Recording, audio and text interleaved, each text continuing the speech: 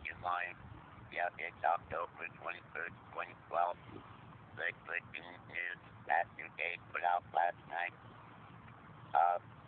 about Russia as firing of missiles.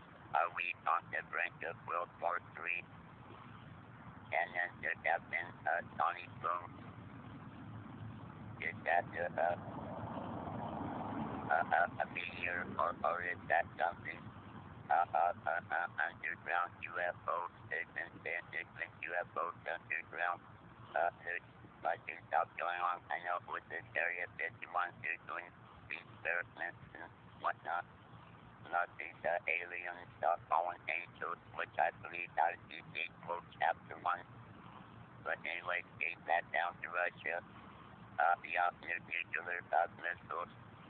Read more Putin on August 31st mentioned something about uranium and plutonium that they want to start a world war. You know, it's on C-SPAN on August 31st. So go to C-SPAN.com and look up that meeting that more Putin with that General Assembly. But anyway,